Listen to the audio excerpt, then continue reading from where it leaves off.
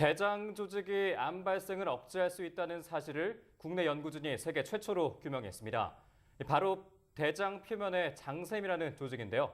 앞으로 대장암 조기 진단과 치료 등에 활용될 것으로 기대됩니다. 네, 자세한 내용은 한국과학기술원 바이오뇌공학과 조광현 교수 전화로 연결해서 알아보겠습니다. 교수님 안녕하십니까? 네, 안녕하세요. 네, 우리 몸은 손상을 입으면 스스로 치유를 하는 기능을 발휘하는데요. 이때 암이 발생할 수도 있는 건가요? 그렇습니다. 생명체는 손상된 조직을 스스로 복구할 수 있지만 복구를 위한 세포 분열 과정에서 그런 암을 일으킬 수 있는 유전자 변이가 생길 위험이 항상 존재하게 됩니다. 네. 그래서 이러한 문제는 특히 이제 세포 분열의 속도가 빠르고 소화 과정에서 생성되는 독성 물질들로 인해서 유전자 변이 확률이 높은 대장의 장샘에서 더욱 심각합니다. 장샘이라는 말씀을 드렸는데 장샘은 대장 표면을 형성하는 동굴 모양의 미세 조직을 일컫는데요. 네. 대략 한 2천여 개의 세포들로 구성되어 있습니다. 네, 그렇군요. 말씀하신 대로 이렇게 치유 과정에서 발생한 암을 제어하는 것이 가장 중요한 문제일 텐데 대장에서 손상된 조직을 재생할 때 나타나는 이 암 발생을 억제하는 이른바 기작을 규명하셨는데 어떻게 억제하는 건가요? 네, 그래서 우선 저희가 주목한 것은 역사상 인류가 현재와 같이 이렇게 빈번하게 육식을 하기 이전까지는 대장암이 별로 발생하지 않았다는 점입니다. 네.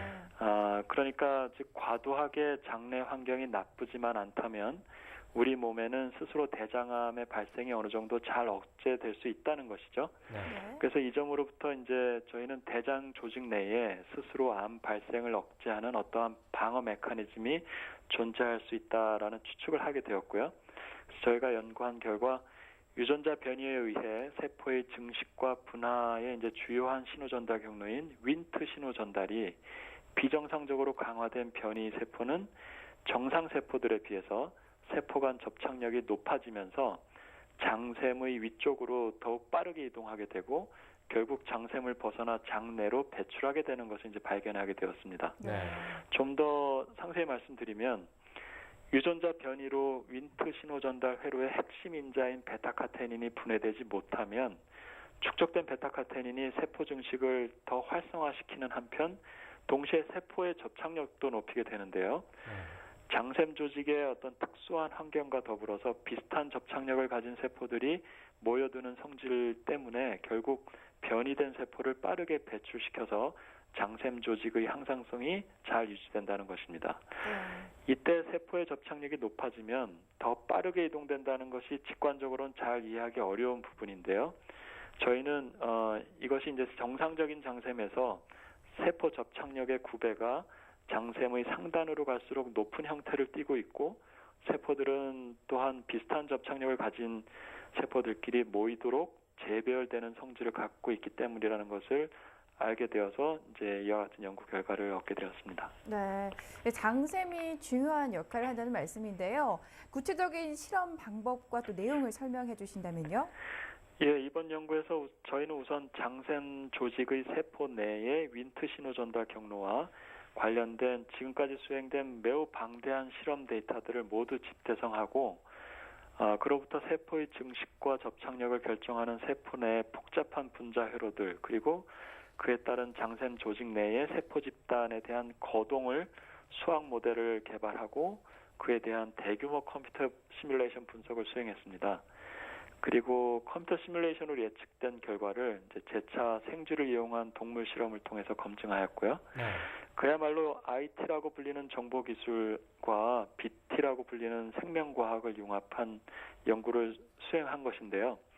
현대과학에서는 이러한 IT와 BT의 융합과학을 시스템 생물학이라고 부릅니다. 그래서 이제 전 세계적으로 생명과학의 새로운 패러다임을 형성하면서 아주 큰 주목을 받고 있습니다. 네, 그렇군요.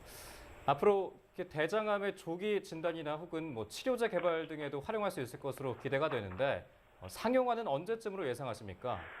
네, 그렇습니다. 이번 연구를 통해서 정상의 대장 조직 내에는 암 발생을 스스로 억제하는 어떤 자체적인 방어 메커니즘이 존재한다는 것을 이제 처음 알게 되었고요. 네. 그래서 이제 이를 토대로 실제 대장암 발생 이전에 위험에 처한 대장 조직인지를 이제 분별하는 방식으로 조기 진단에 활용될 수가 있겠습니다. 네.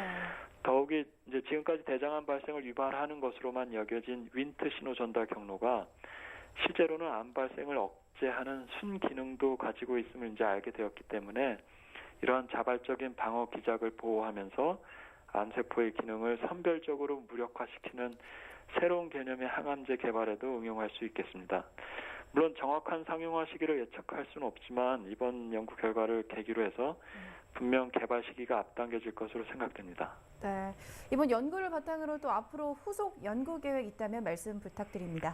네, 이번 연구 결과는 통상 그 생명과학에서 수행하듯이 세포 내의 분자 기작에만 초점을 맞추었다라면 결코 얻을 수 없는 결과였습니다. 그래서 저희가 세포 내의 분자 수준뿐만 아니라 세포와 세포 간의 상호작용 그리고 이를 더 확대한 조직 수준의 변화까지 통합하여서 총체적으로 분석하였기 때문에 이제 얻을 수 있는 결과였고요.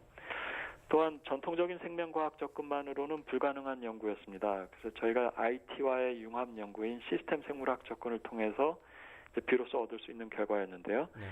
저희 연구실에서는 이러한 시스템 생물학 연구를 통해서 복잡한 생명 현상 이면의 숨겨져 있는 동작 원리를 계속해서 규명해 나갈 것이고 궁극적으로 저희가 추구하는 것은 비가역적인 생명 현상을 가역화시킬 수 있는 제어 기술을 개발함으로써 암과 같은 복잡한 질병의 발생이나 노화 문제를 해결할 수 있는 획기적인 방법을 찾아 나갈 계획입니다. 네, 지금까지 한국과학기술원 바이오내공학과 조광현 교수였습니다. 교수님 오늘 말씀 고맙습니다. 네, 감사합니다.